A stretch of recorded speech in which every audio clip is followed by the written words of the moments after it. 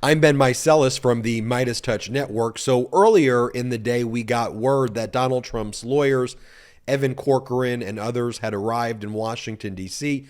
for a federal court appearance in connection with the Department of Justice and Special Counsel Jack Smith's motion for contempt against Donald Trump and the Trump team for not designating a custodian of records who can certify that all of the documents that Donald Trump had stolen from the government has indeed been returned to the Department of Justice and the FBI. As we reported here on the MeidasTouch network, additional confidential records were found as early as a few weeks ago in West Palm Beach. This, of course, after the search warrant was executed at Mar-a-Lago on August 8th, and thousands of records were found, including top secret, sensitive, compartmented records. And so we saw this footage and we saw photographs of Trump's lawyers entering into the courtroom. Now, the result of the court appearance has many people both upset and confused, but I want to explain to you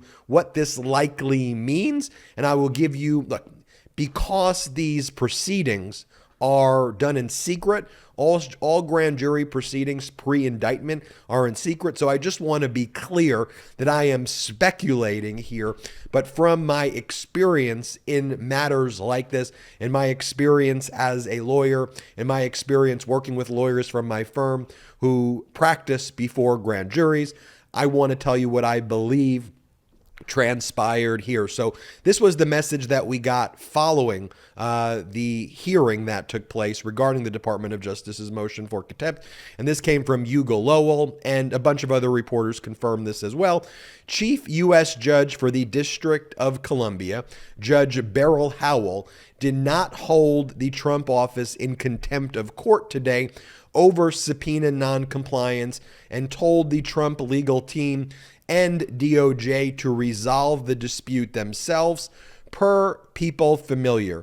Story coming. And so lots of people were confused. Like, what do you mean?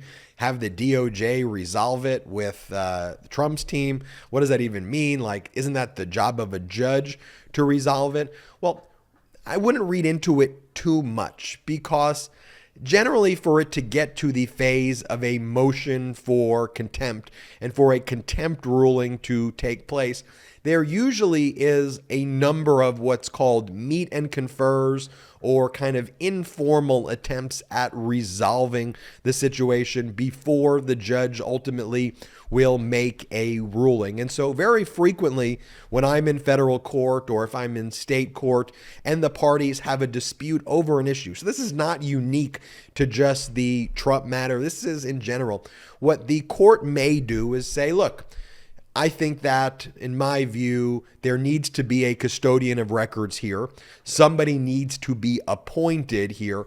I am not going to go as far as to hold anyone in contempt yet, but what I would order the parties to do is to meet and confer. In other words, to go and have these conversations without going to the judge to make a ruling, without the judge present, and then come back to me if you can't sort this out. And this is an issue that should be sorted out. Every organization has a custodian of records, whether it is the CEO of the organization, if it's a small organization and there's not a lot of people, or it is someone whose literal job title is custodian of records. Sometimes it's a vice president, sometimes it is a general counsel or an associate general counsel. It's all different types of positions, and it depends on which company it is and what type of company it is. But ultimately, a company will appoint a custodian of records who can certify in connection with litigation, in connection with criminal proceedings, in connection with administrative hearings, that in response to duly served subpoenas, that records are being turned back. So if a lot of people are viewing this as, oh, the Department of Justice lost this hearing, one, you haven't watched the previous video that I did, and two, that's not really the right read of this situation, because even if the judge held Donald Trump in contempt, what holding Trump in contempt would do is just say, okay, we're going to hold you in contempt until a custodian of records is appointed, which is the same outcome the judge probably is trying to get the parties to resolve right now. And frankly, that's when I say if you didn't watch my other video, because if you watched the other video, you knew that the real move here that I think Jack Smith was making was not so much the contempt, because at the end of the day, okay, if Trump is held in contempt, that means he will receive a financial sanction. I mean, arguably, you could be held in criminal contempt, but the likely outcome would be some financial penalty and sanction, an order by the judge directing Donald Trump to comply and appoint a custodian of records. But as I explained in the prior video, what I believe Jack Smith was doing here and the Department of Justice was doing in being very aggressive is the Department of Justice now has a log of all of the documents as part of their security analysis that they did with our national security apparatus here in the United States. Is the Department of Justice knows the documents that Donald Trump stole. Donald Trump's lawyers don't know the documents that Donald Trump stole, and none of them want to be a custodian of records because they believe that Donald Trump is lying to them or that there may be other records, so that if they certify under penalty of perjury that all of the records have been turned over, that they could become criminally liable. And so what I believe the judge is doing here is saying, okay, look, resolve this issue. Someone needs to be a custodian of records. Who's going to be the custodian of records? Then come back to me, but the parties need to meet and confer and just sort this out yourselves. Because as I said, what Jack Smith is looking to do here is to have somebody sign a declaration saying that all of the documents have been turned over, when in fact Jack Smith knows that all the documents haven't been turned over, and then you could potentially make a claim of perjury against them. Or in any event, Jack Smith just wants someone there who can do what normally occurs in all criminal proceedings. Someone needs to be a custodian of records. So what I think's taken place is this is step one. I don't think this forecloses any contempt.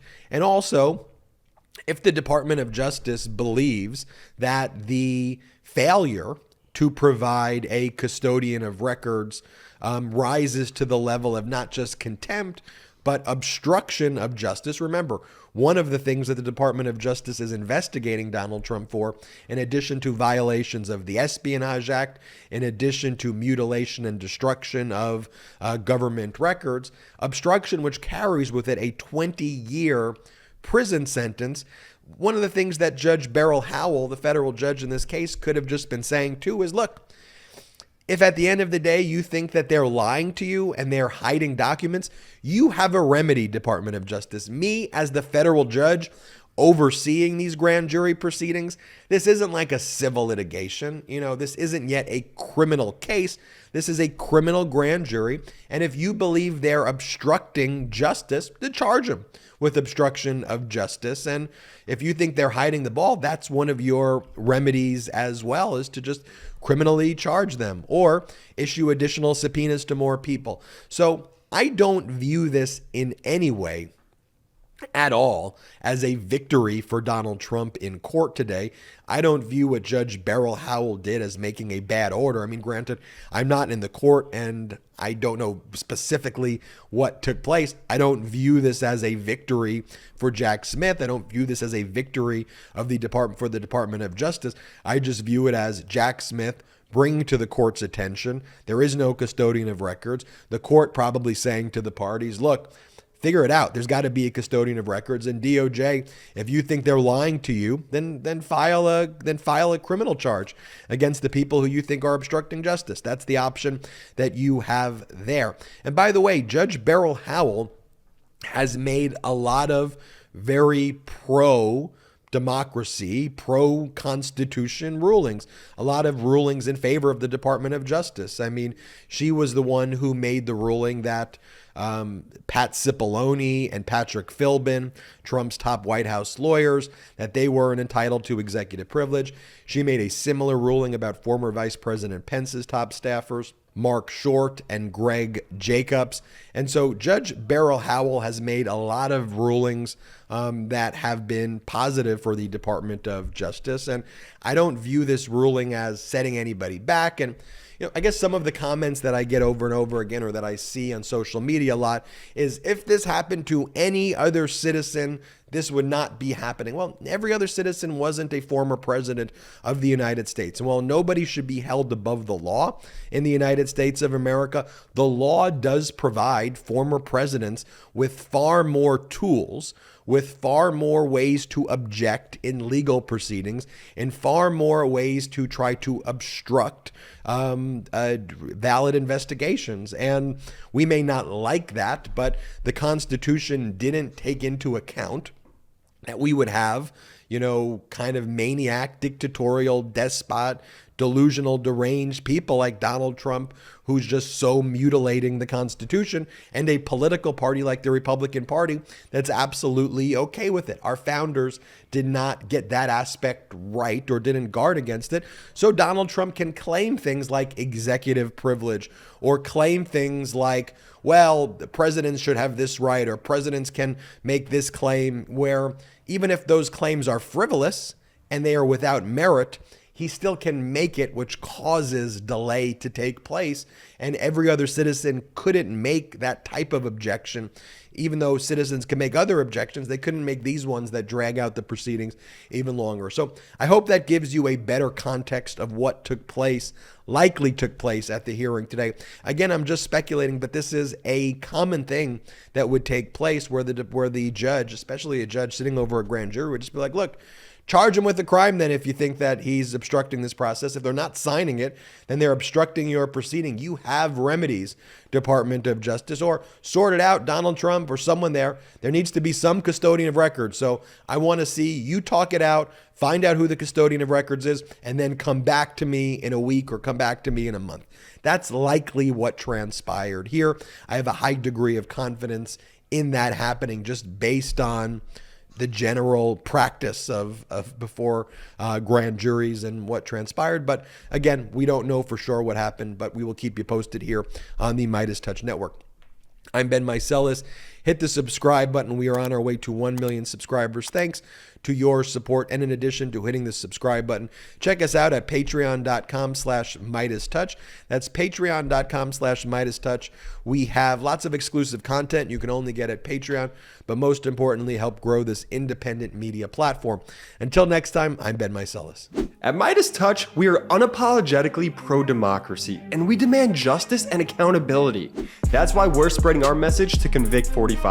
That's right, gear up right now with your Convict 45 tees and pins at store.MeidasTouch.com. That's store.MeidasTouch.com.